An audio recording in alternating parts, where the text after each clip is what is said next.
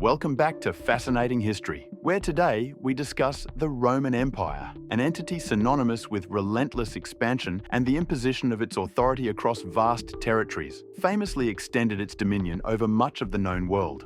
From the sun-drenched shores of North Africa to the misty highlands of Britannia, the legions marched, establishing a network of provinces that fueled the Roman economy and bolstered its military might. Yet, amidst this impressive display of imperial ambition, one land remained stubbornly outside the Roman grasp: Ireland, known to them as Hibernia.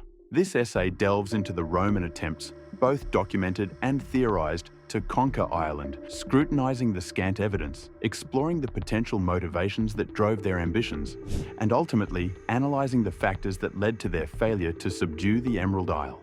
The historical record pertaining to direct Roman military incursions into Ireland is marked by its profound scarcity and often perplexing ambiguity. Unlike the meticulously documented campaigns in Gaul, Hibernia, or Britannia, the annals of Roman military history are largely silent regarding large-scale operations in Ireland. The most significant contemporary reference comes from the pen of Tacitus in his biography of his father-in-law, Gnaeus Julius Agricola, the Roman governor of Britannia. In his work, Agricola, Tacitus suggests that Agricola entertained the notion of invading Ireland, framing it as a strategic imperative. He recounts Agricola's musings, stating, Agricola, in his frequent conversations, would say that Ireland, lying between Britain and Spain, and very convenient for the Gallic Sea, might be reduced and would give a great increase of strength to the empire. Tacitus further claims that Agricola had provided refuge to a deposed Irish king, a move that could be interpreted as a potential pretext for future Roman intervention. However, this passage, while suggestive of strategic planning and perhaps even diplomatic maneuvering, falls short of providing concrete evidence of actual military campaigns. The question remains, did these strategic considerations translate into tangible military action? The archaeological record, though limited and often subject to interpretation, offers some tantalizing clues. Roman artifacts, including pottery shards, coins bearing imperial effigies, and even fragments of military equipment, have been unearthed at various sites across Ireland, particularly along the island's eastern coastline. These finds, while indicative of some degree of Roman contact, likely facilitated through trade or limited exploratory expeditions, do not unequivocally establish a sustained Roman military presence. The conspicuous absence of definitive archaeological evidence of Roman fortifications, legionary camps, or other hallmarks of a significant military occupation raises profound questions about the true nature and scale of Roman activity in Ireland. It is plausible that Roman incursions were confined to reconnaissance missions aimed at gathering intelligence about the island's geography, resources, and inhabitants. Naval raids designed to disrupt local trade or assert Roman dominance may have also occurred. Furthermore, the possibility of attempts to establish trade relations or forge alliances with local Irish kingdoms cannot be discounted. However, the logistical complexities inherent in launching a full-scale invasion of Ireland must be acknowledged.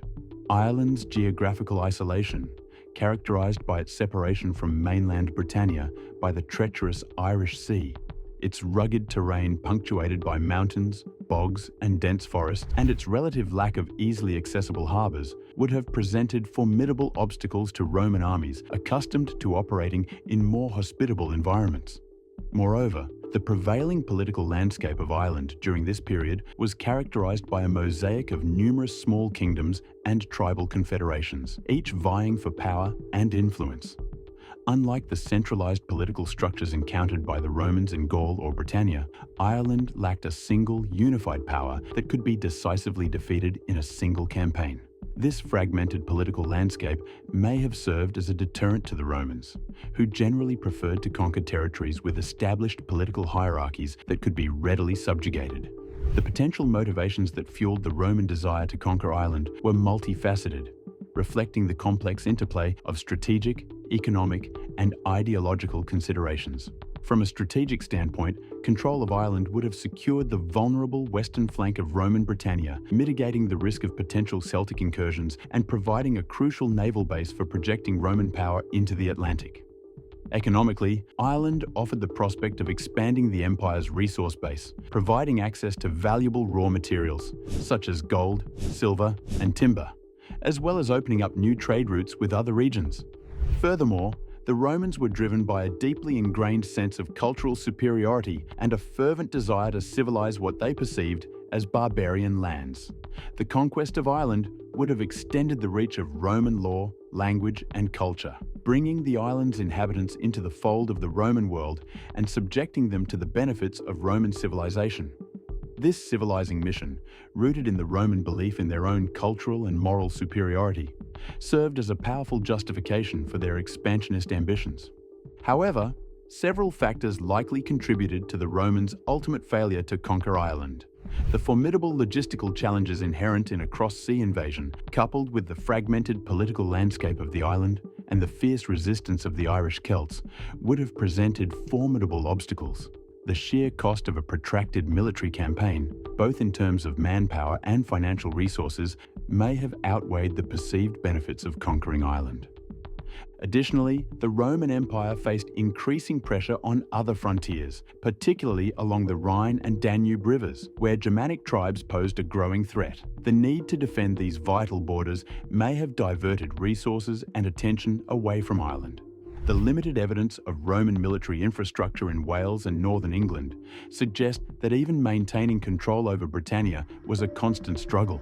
Furthermore, the Irish Celts were renowned for their fierce resistance to foreign invaders. Their warrior culture, deeply rooted in tribal loyalties and martial prowess, and their intimate familiarity with the island's challenging terrain would have made them formidable opponents for the Roman legions. The absence of large fortified cities in Ireland meant that the Romans would have had to engage in a protracted campaign of guerrilla warfare, a type of warfare they often found difficult to manage effectively. Another plausible explanation is that the Romans, in their pragmatic approach to imperialism, simply chose not to conquer Ireland. While the island offered potential strategic and economic advantages, it may not have been deemed worth the substantial cost and effort required for its subjugation.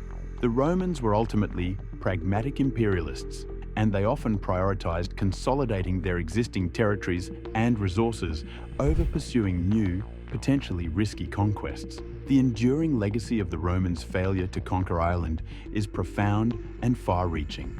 Unlike much of Western Europe, which was subjected to Roman rule and profoundly influenced by Roman culture, Ireland remained outside the Roman sphere of influence. This allowed Irish culture and society to develop independently, free from Roman urbanization, infrastructure, and administrative structures. The absence of Roman conquest meant that Ireland retained its Celtic traditions, language, and social structures, fostering a unique cultural identity that distinguished it from the rest of Europe. This cultural continuity played a crucial role in the preservation of Celtic art, literature, and mythology, which flourished in Ireland during the early medieval period. The tantalizing question of "what if" regarding a Roman Ireland continues to intrigue historians and enthusiasts alike, prompting speculation about the potential impact of Roman rule on the island's subsequent history. Tell us what you think in the comments down below, and as always, see you in the next video.